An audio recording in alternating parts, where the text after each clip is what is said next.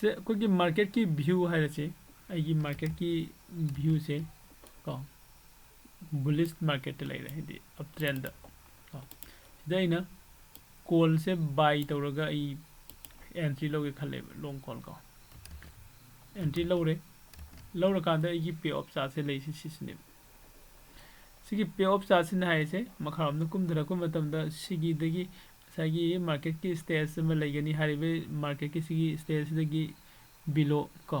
सिदगी मागी break even point में ले सी ब्रेक इवन पॉइंट सिदगी मखादा कुमिबे मखैगी आगी लॉस तो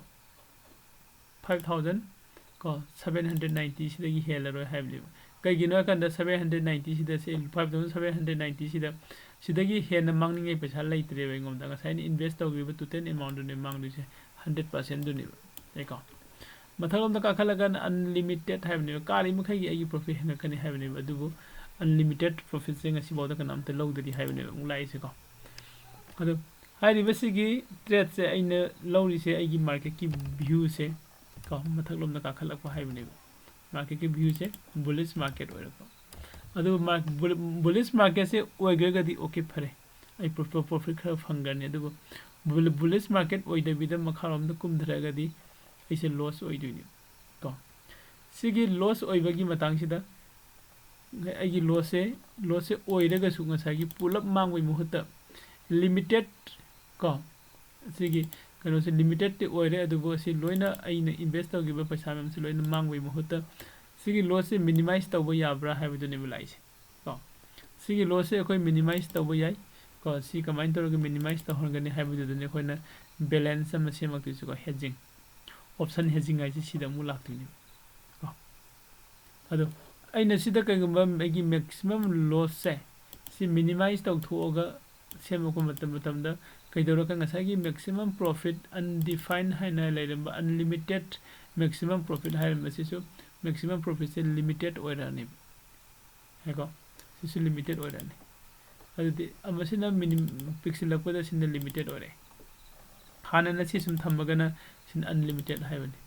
करबनी हेन फगीदि इसाई सन दुम खन्न बजारे को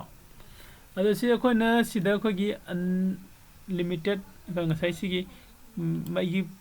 लॉस से मिनिमाइज ओहनगे हाइरगदी सिदा इन करी तौगदगे हाइबदने बिलाइसी तो सिसु एडजस्टमेंट मखन हमने हेजिंग है सिसु को सेने मिनिमाइज ओहलगे हाइगदि ngसाइना सिदा से सपोज आई कनो द लागी को ऑप्शन चेन द लाए आइना जे सेल तौगे से सब 18700 से आइना बाय तौबनी 49 रुपीस को 49 रुपीस आइना बाय तौबा से 49 रुपीस आइना मार्केट पिथो खरबने याई को अदुदि आइना मुक सी बाय तौबनी आई एगोमदगी अमाउंट चखरे को अदुदि आइना हाइरिबे चखरिबे अमाउंट से सिदगी खरम मखै आइना कल होगे हाइबने मिनिमाइज तौबद लाक्तुइसे अदुदि ngसाइ सिदा आइना कॉल ऑप्शन ने आइना बाय तौरिसे अदुदि मथलोमदा खितंग का खलगा को मथलोमदा खितंग का कनो का खलगा ngसाइ स्वाइदगी सिगी 24 रुपीस नत्रगा 29 रुपीस स्वाइदई सेल अमा तौथोप याइ को सिदा कइगबाइना सेल अमा तौरगदी को ओके ऐसी सेल गी अमा हपसिंगे को सेल 52 ओ प्राइस है सोम द लेरमे ओनर में को इन यिंग 49 जे ऑप्शन प्राइस ओरम दरे सोम साइटेशन ने ऑप्शन प्राइस ओरम को 8 पोजीशन हापे सी हाबा का दंग साइगी पे ऑफ चार्ट तो जिंगसियो सिनि बेलाइस को सिगी तहारी बत्रे से ने लव मतम द आइगी व्यू से मार्केट से अप ट्रेंड ने हाइबने को कइगुम अप ट्रेंड द हाइगलगदी मथलोम द हाइगलगदी आइगी मैक्सिमम प्रॉफिट को 4345 रुपीस से फंगने हाइबने करबम मतम द मार्केट ने का खलगा सिगी ग्रीन गी आइदे अपर नो से लेवल से 0 को मतम द को सिगे अपर लेवल सिगी पॉइंट्स ने 18855 ने सी जौरबा दुगा सिदगी मथक द दुम हाइगे खरबा को असुम आबो कानिंग बकागरो 19000 20000 जौगरगसु आइगी प्रॉफिट तो सिगी 2345 तगी हेन फंगरोय हाइबले मखारोम द मु हाइथरे खलसि मखारोम द हाइथरे ग सुंग साइ सिगी लेवल नमा लैरिसे को सिगी लेवल सिदा लैरिसे 18680 90 सोइदनी को सिदगी मखारोम द सुं कुमगरब को सिदसु यौरगा सिदगी मखारोम द कुमगिब मतमदा आइगी लॉस तो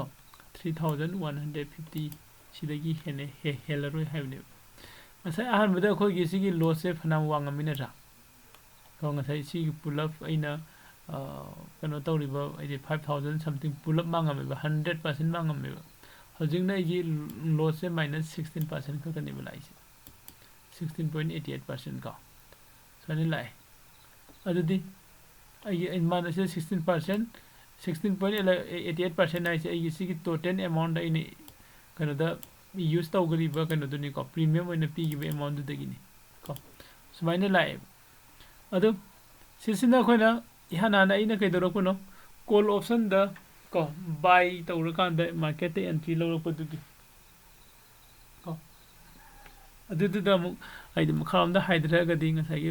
आइगी आइना सिदा सिनरी बाइगी प्रीमियम आइना पीगे प्रीमियम पुल अप तो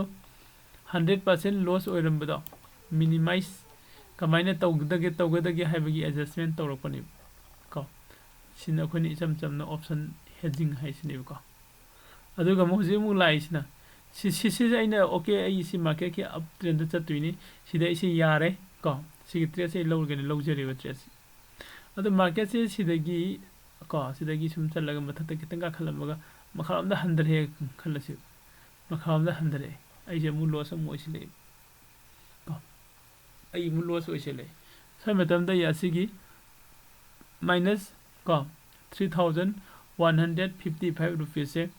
loina mak loss ohen ga toira natraga sisumu minimize to honba yabra natraga zero loss ta thamba yabra ga haibu ni bung laktuise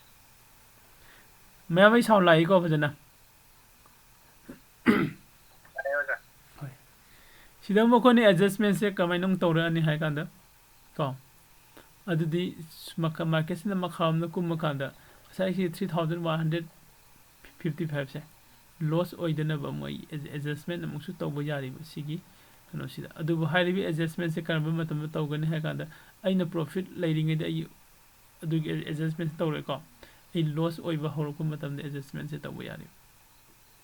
ko adu adjustment se khona tawba matam da ngasai gi loss oiriba du yengaga tawba yai ko natragana hoje akogi example gi oina yengaga di sida ina buy tawri se hidi market e pitho ke premium se kya no 115 rupees ka aduga aina market e sell to thoki bai de aina loksil laiba amount se na kya no 52 rupees ne adu different kya no ka 115 sidagi minus 52 eka 115 sidagi minus 52 du 63 rupees se sisini bo hoje ingomda daka roise asisini aina loss hoige dobisi to market somda haidari okay adudi ai kaido buja ge kan hoje ki 6 ai gi sigi stock price marak se sisida call option ge side ta 60 ga 3 rupees pi ba adaida kano se phangure jing bi stock price sida 69 am phange ka sida 52 am phange ani sigi marakta mai sell to bayai tani ko ma ani si marakta ko ani sigi marak si dai sell to re khalasi ko karam sell to sigi 52 sell to bayai ko natragana 38 ani di kya tai sidi jam gare ko 28 ani di 64 28 ani di 64 ni hoje khoi da ka 60 ga 3 adu soina khona sida leidiba aina market gi 60 ga 4 rupees amaga phangba pami ba ingomda hairiba 64 rupees se sidagi nangi option gi leiri sing sidagi premium se yenga kanda ama sell tau tho ko adu se suppose huje nga saina sida 50 ga 2 si sell tau gi bani lot ama ko sida ina lot amaga hapsil le khalasi yengsi sida 52 sida lot amaga hapsil lagadi ai kano se khara makai 100 kani sida lot 1 lot lot अमगा हापचिल्ले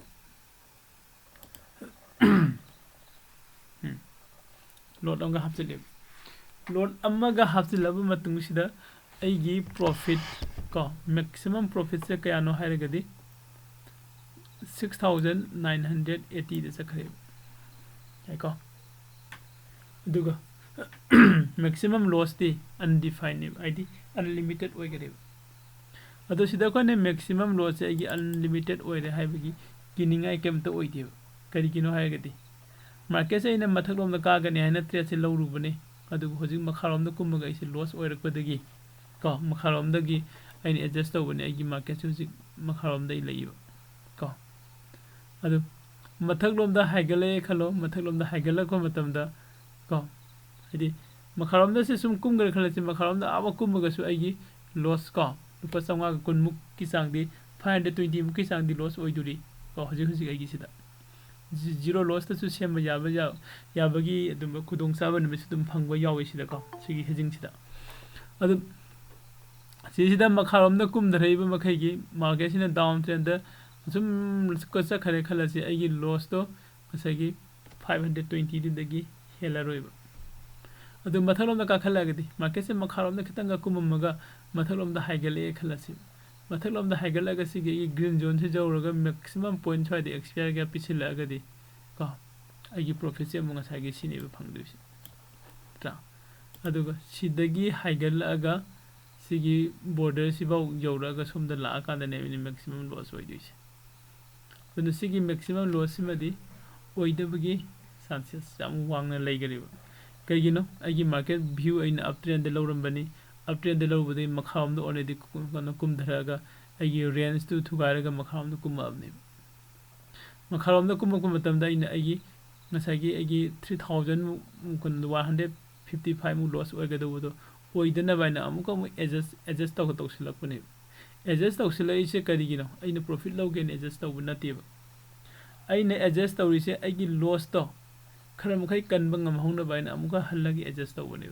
adjust दी हानन already तौग्रबने अैन call द हान long the trade लौरकपने को call bye तौरगा लापने बैसे call bye तौरगा लापदुदा को कॉल बाय तौरगा लापदुदा कैदबनो ए मखाम द कुमधरागदी ऐसे लोइन मांग तारे अैगी लॉस से उंतंग खितंग मिनिमाइज तहोगे हैना हेजिंग सिनरगा को खैना अैगी लॉस तो खरा मिनिमाइज तौरगा थंबने मिनिमाइज तौरगा मुंग थमे थमबा मतुंगदुदसु अमुक हल्लगा कनो सिनेबा लाइसे को फ्लिप पोजीशन को सिलो थो जिंग Chico ngasa khoi ahan beido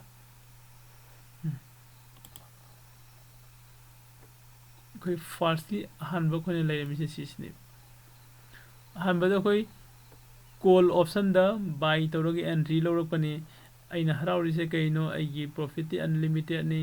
adu aigi loss ti limited oi ko ai adu khallaga lorokpani adu market se makharam da kumdraga di hore aigi limit loss oi di se kayano yam yame adu de ai kamain to yage haibaduni to adu ai si 5790 se loina kan loss oi ning de si khara handa haninge ana khalla ko matam si da ko namu adjust toksin bane adjust to means hedging gi amma hapsilak bane ko adu sida ko na market ta pi giri se 18700 strike price sida 1115 rupees se ko market ta buy to rakan the entry lo rakone buy to means market ta pithokram ne eko adu di sida ge na khara mo hekal hoge haina nga sai sida 52 se ko 18850 se lo bane ko adu si lo bu yai khara mu la thoga ko adu si lo bu yai ko ai gi apam bane adu na sida nga sai gi sai ina lagi bi sim lo rasi si hapsilaba matungda ko sida load amma hapsilaba matungda ai gi nga sai gi loss oiramba 5700 khara loss oiramba minimize tawthoga 3155 ta minimize tawrokone sidasu amuk nga sai gi market se maina mathalom da ka ba pambani du makharom da kumdharak padagi aise amuka mu halaga ai makharom da kumdharamne sigi loss oige dawri baise ko si loss se oirak pasida ina si loss se oidana bai kaida bo yage hene la kanda sai market ta को market तगी खरा अमगा हान अइन already लुपा Chama त्रांगा पीगिबदगी 52 दे लौसिन गरेबा market तगी cell तौरगा को अदु अहेन ब खरा अमगा cell तौरगा लौसिन लगदे आइगी सिगी risk से हंधरकनी हाइबगी कनोदनी बलाइस देखो अदुना सिसिदा इन जस्ट कनोजी हेंगत पने को कनागुंबा आइदी आइगी अकाउंट दा पैसा खरा यामना लैबा मी ओइरगदी को आई ट्रेडिंग अकाउंट दा पैसा दो खरा यामना लैबा मी ओइरगदी ngसाइगी 64 नत्र अखोन दका ओइगैदो 64 दका ओइबनी दुदी 25 28 plus 28 क्या मुंग तागे 28 plus 28 50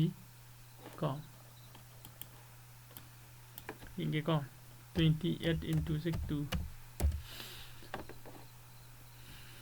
56 खतने असिसि योगदे को अखोन दका ओइदुदी 60 के 4 ने को अदुदी 39 अनि सि लौरदी को 39 सिदै सेल तौरगा लोड अनि हापसिलके 39 दे सेल तौरगा लोड अनि हापसिलदी क्या तारे 70 का 8 तारमनि को 78 से मार्केट तगी अमुखंग लौसिले मार्केट तगी लौसिन बाय सेल तौबदुने सेल तौब मतम सिददी असा आइगी प्रॉफिट तो 8000 सी ओरे मैक्सिमम दको अदुगा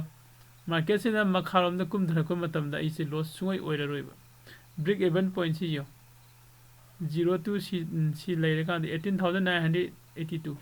18982 की मथक से हागा खिबदगी आइगी लॉस ने अनलिमिटेड का अदु ngसाइ मथक लोम का नै लौबनी हजिक मार्केट से मखारोम द कुमे मतम दा आई लॉस ओइरे लॉस ओइबदु दा इमु ngसाइ आइगी लॉस से ओइदना बा इसे कमाइना एडजस्ट तौसिगे हाइना चंगसिलगा एडजस्ट अमु तौसिनबनि एडजस्टमेंट अमु को एडजस्टमेंट अमु तौसिल आइने लास्ट की एडजस्टमेंट से करिनो आइगी लॉस ओइगदौबदो मिनिमाइज तौहनबने हानबगी एडजस्टमेंट दुसु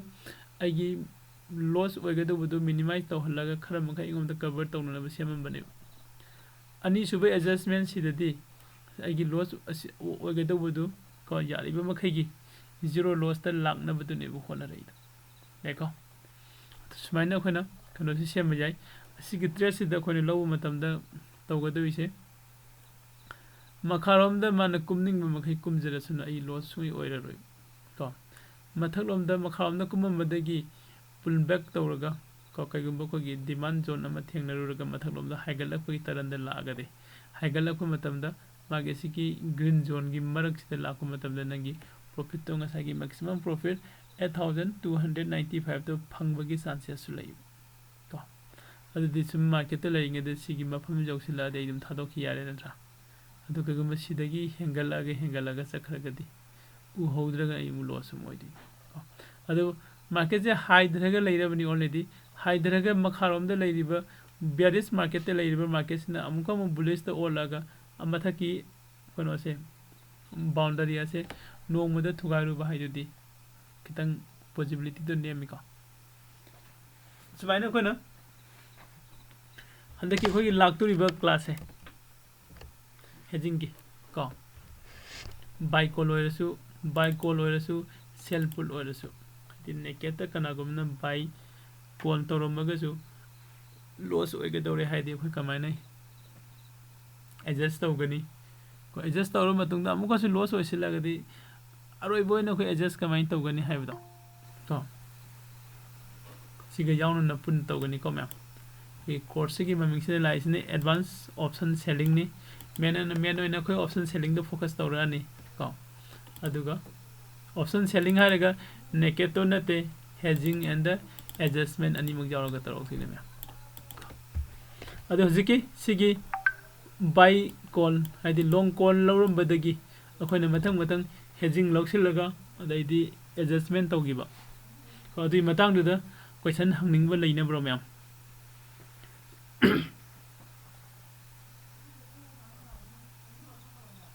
नो क्वेश्चन मैम लो यारबो खनाम लेत्रमन ओके ओ आइदे मैम नम ताद्रबसिन खलैसे ओके अदुगा हंदकी खोगी कनो सिदा ममांग the तौगिदबा ko kano yarakani ko se kadai de legare calendar split ko calendar split lakani option selling strategy da okay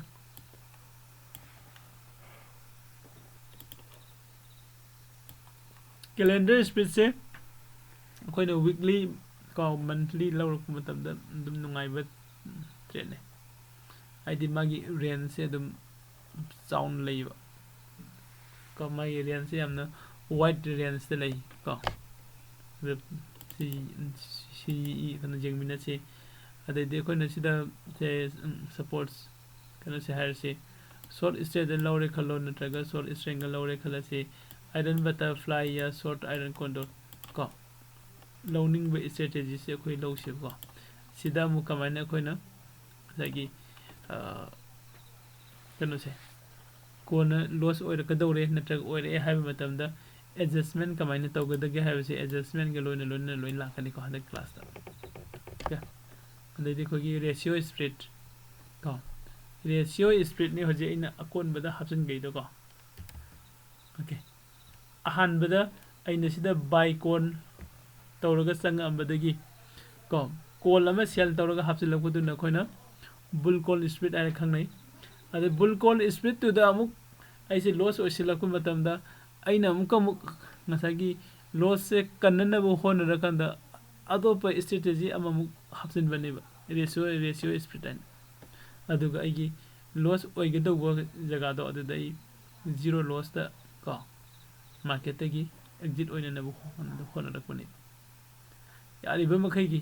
tangai phadra kan da khoina market ta kana kai khoi kana se pithoga yari ngai di pi da na bai hona rakuni ko adu sigi adjustment tawna rakpa mayam se sida aigi ko kana sidi khara saw bu su da ka ora ko sai marakta kana se khoi gi premium se aidi aigi laiga do bu fan se khara saw rak su mathok tai ko hoji khoina sida haurak da lupa chawnga ga kyano 5700 khara ko aduda haurak pani mathang dai ni adjust mu tawsile ko adu 1 lakhs ki me ajogare ko adu dia mu kam 1 lakhs nate 40 50 ki me ajogare adu matung da mu adjust mu tawsile kan dadi ko lakh ani me ajogare ko si lakh ani jo du sai lakh ani jo je kaino sida sell masing yam khalak paini ko sel ani dang tawragadi sisu hantarakani ko adu dai dia mu sigi ratio split sida ko khoina mu kan sagi bull call split ki kano se mu hapsil laga sigi changai ba premium se kharam makhai mu kalba su mu yari ko sigi premium se kharam mu handan ge haide agi sigi profit ta kharam mu hantarakani hai ko ma sani adjustment se amadagi amada simdok sin jaba mong se mayam am leiri ko adu mayam gi sidum ta se aigi oinadi haidi basigi adjustment siga loina na khona hedging the trade tawba ngamagadi ko loss or big chance di yam neme aduga sida khona matam sang na trade tawraga sakhragadi koida muko mu hena ko profitable loiba kogi trade ta no modi sure orakani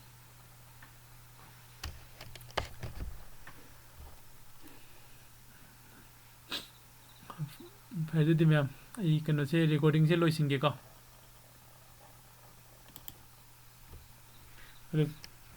recording से होरे लोइसिलगा online दा हवकनी YouTube ता को the YouTube ता हारिबसि यहाना ना जेंगबा मी यावबा अदो class से join तौनिंगबा मी यावरगदि को खोगी वीडियो सिगी डिस्क्रिप्शन दा WhatsApp नंबर जावरि को अंदो WhatsApp ता टेक्स्ट तो बिरो मिंगा दुगा लेफंगा को